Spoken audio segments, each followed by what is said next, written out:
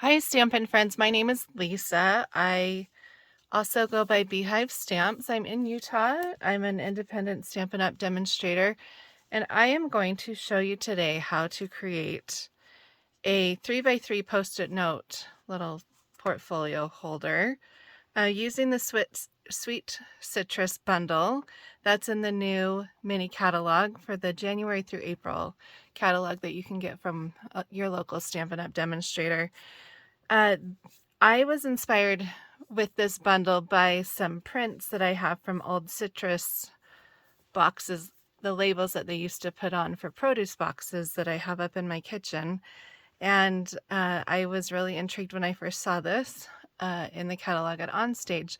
This is considered a hybrid set, so it has the regular Stampin' Up! Photopolymer stamps in here. It also comes with the embossing folder and the die cut. So this is just a partial view of what's included here. So when you first use the embossing folder, you're going to run it through just a regular, I used a 5" by 4¼ panel. I ran it through the embossing folder, and there's a couple different ways you can use this. After that, you can cut it out and there'll be individual pieces. Although they're hooked together, it's mainly so you can line them up. They'll cut out as individual pieces like this one. You can also stamp first and cut out, and you'll end up with individual pieces like this. And you can use any variation of ink color to create these citrus colors. So here there's some oranges. I also created grapefruit, and here you can see some lemon examples that I used. The technique that I'm going to show today is using kind of a printing technique without using the stamps. We're going to create a similar one to this layout. You can see here that I've used the embossing folder, and there's still ink that is on there. So it's similar to a printing press by inking up the embossing folder. So what you'll do is take your embossing folder and you're going to just ink up. You can feel where the raised sides are here. You can ink up both sides, or you can just do one. I just do some random splotches here with two different color greens. You could also use Parakeet Party. That's one of our ink colors currently, and I just overlap a little bit here to get the whole sheet done. Next, what you're going to do is you'll use one of your spritzers. The Stampin' Up! Spritzers are a nice one, or you could even just use a water bottle. And you're just going to spray your embossing folder to get wet and let it sit there for a minute, and then place your paper inside. That's what it can come out and look like here. This one I did both sides, and each one is going to turn out differently depending on how you did that. After I got the colors here, I actually just went in with a water painter and did a Daffodil Delight. I'm still not sure if I'd like to use this one as a background or not, so that's the current state of that. Once you press those out, you can also use white paper, but you can also use any other color paper. So I used a Daffodil Delight with the green here, and you can see some of the detail. I also used some Granny Apple Green. My dog, Coco, is talking in the background. Excuse her. She is 15½, and she doesn't always want to behave when we need her to. And there's also a foot of snow outside, so she's not going out. So you can see the different variations that you get without having to use the actual stamps. I also can show you how to get a similar look if you don't want to ink up your embossing folder by using a plain white and using another spritzer here. I filled it with about 10 drops of pumpkin pie with the 91% isopropyl alcohol. I use the higher concentrate because it dries faster. And what I did is I'll just go ahead and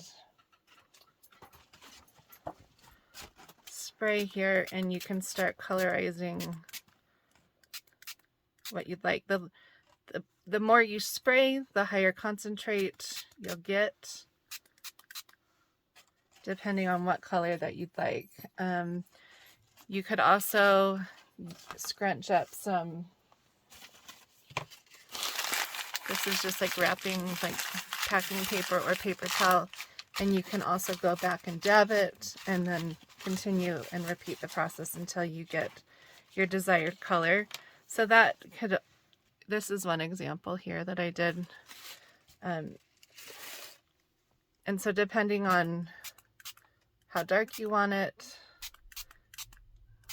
you'll get the variations of the color. Watercolor paper, the fluid watercolor paper that we have in the catalog, also works for this process. So now that you have your pieces, definitely let those dry. It doesn't take too long, depending on which method you do, but you definitely want them a little bit more dry. If you want different texture on them, just dab them off. You could also go in with water as well if you don't have the alcohol to do that. So next we're going to actually now make the actual folder. Using the folder, you'll need an 8 1/8 times 3 1/2 sheet of cardstock. So your base is 8 1/8 by 3 1/2 inches. And you'll have a long strip when you have that. So the strip will look like this. Next, you're going to score at a 3 1/2 inches, 3 7/8 inches, and 4 1/4 inches. And you'll just score. Once you do the scoring, you'll fold in half at the middle score line. It will not be completely in half. You'll notice there's a lip, and that's okay because we don't want it to be completely in half. We need to accommodate for the edge of where we'll cut out for that pencil holder to be. So next, once you fold it on the half line, you're going to mark off 1 1/4 inches and 2 1/4 inches. And just use a pencil mark or a pen, using your ruler or your trimmer. And then you're going to create the slits and just use your snips and cut all the way to that score line. This creates the cutout so we can get the pen holder or the pencil holder. Now, given this is a little bit too long here, you can see that a pencil or a pen will fit in perfectly here with that gap. So once you have that, you're going to, I flip it over. So here's the excess. I flip it over, and then this is our mountain fold, right? And I'm actually just going to invert that mountain fold now into a valley and press the sides down to get that edge here.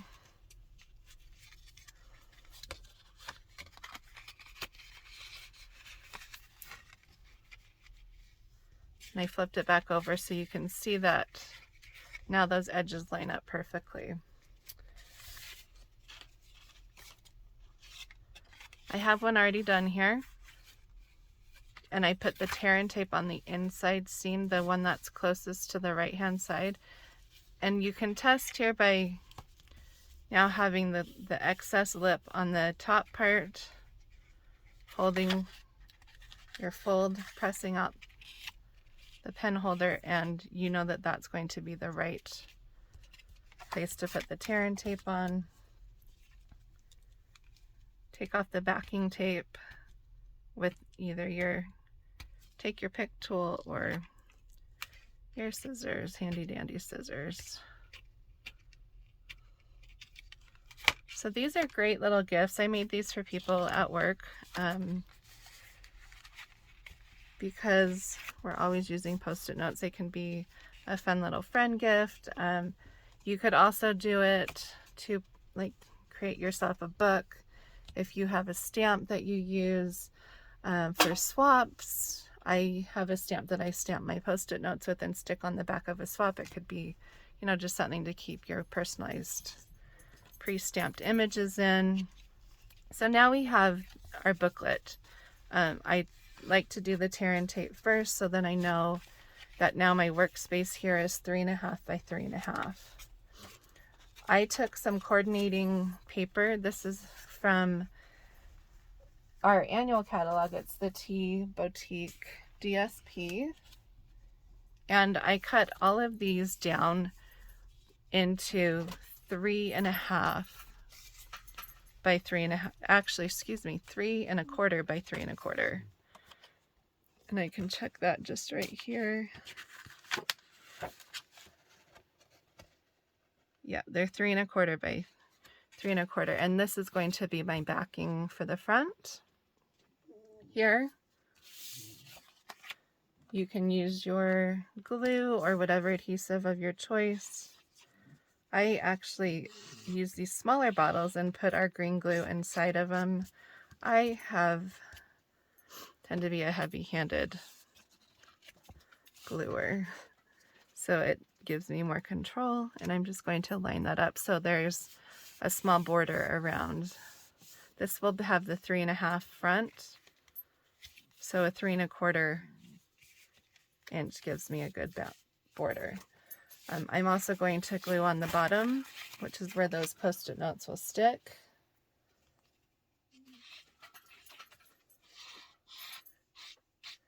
And again, use your adhesive of choice. I know, Coco, you're so excited, huh? And just eyeball it. I'm not too exact with this. The grid paper is helpful though, so you can at least have a shot at lining it up. And then you can also do one on the inside cover. This could also be, like here I did some stamping on the inside. This I'm just chose one of those coordinating papers from that DSP pack. I figure there's so much of it that lends itself with the citrus bundle with the colors. And I like the contrast with the navy here. This one I have on a tiny bit crooked, so I'm just going to release it. That's one thing I like about using glue. If I don't line it up properly, then I can always pick it back up. There's still that window of time. Next, you're going to want to use tear and tape. I like to use the tear and tape to adhere the Post-it note pad to the booklet.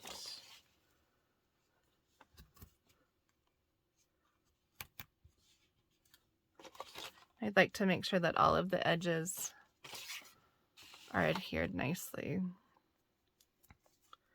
so it leaves less room for it to raise off when you're pulling them off. And then I'll just use up these little pieces along the edges here.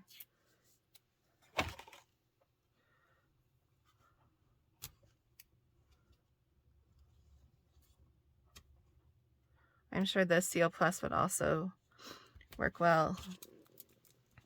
And again, just take off that adhesive backer.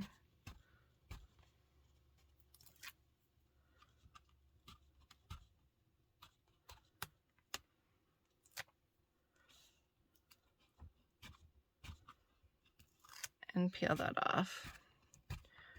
One thing that's nice about the Sweet Citrus is that it is versatile to do whatever you'd like. I am a big fan of limes. Fresh lime is my jam for my soda.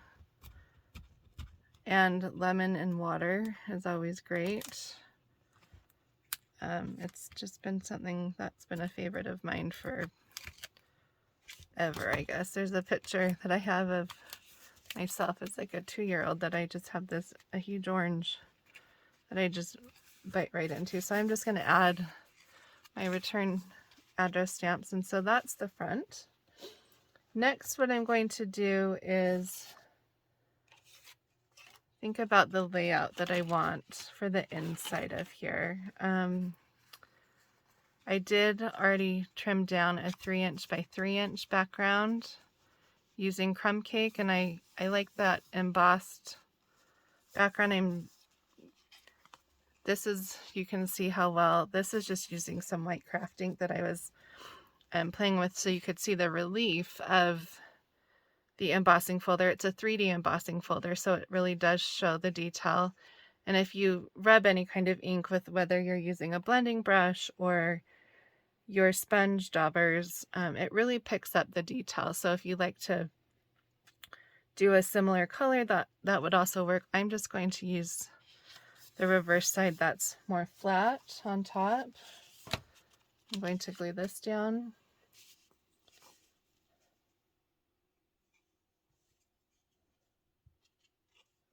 Again, you use whatever adhesive you prefer. For me, the glue is a little bit more flexible in this situation, and I want a really good bond because this is something that will get handled more. So I figure the green glue might might be a better choice for that.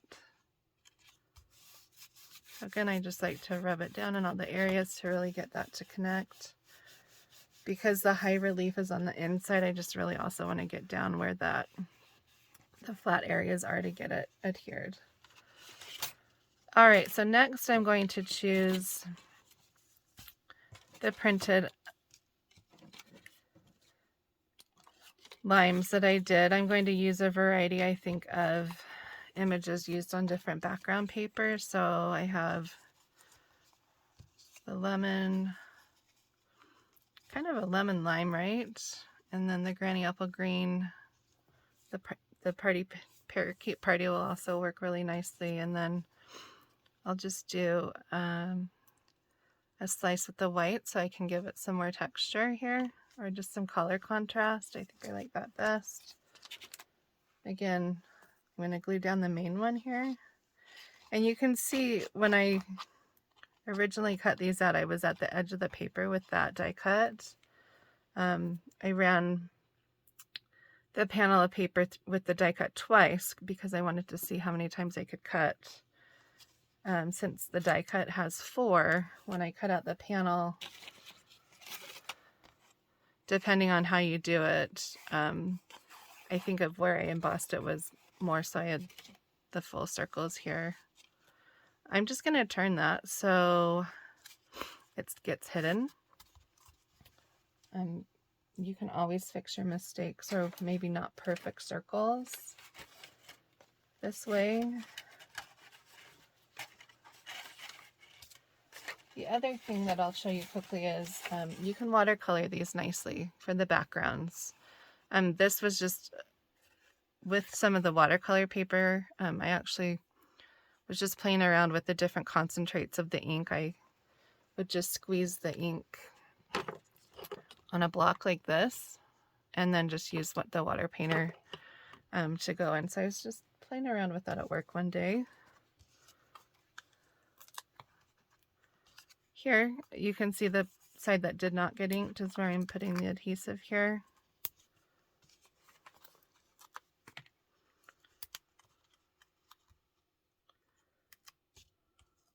Take your pick tool. It's good to get these backings off. If they're really sticky, you can just poke it, or you can use your fingers, and my non-existent fingernails still work here.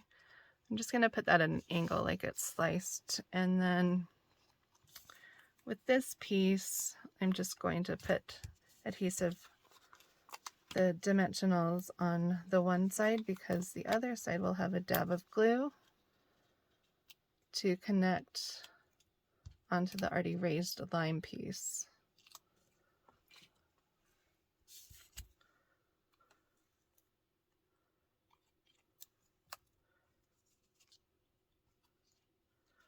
Not quite loving that. Maybe like that more.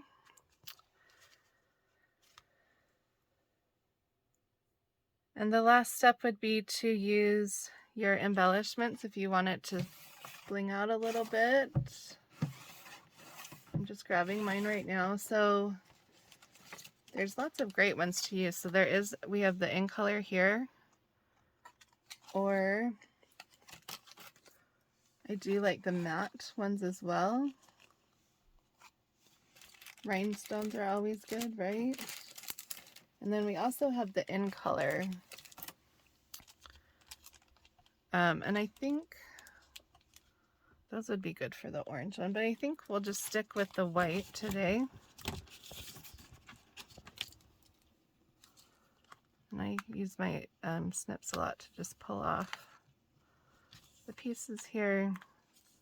I try to think of a triangle when I put these on to balance them. And then sometimes I'll add in a few more, just depending on what the situation is. Odd is always more pleasing to the eye.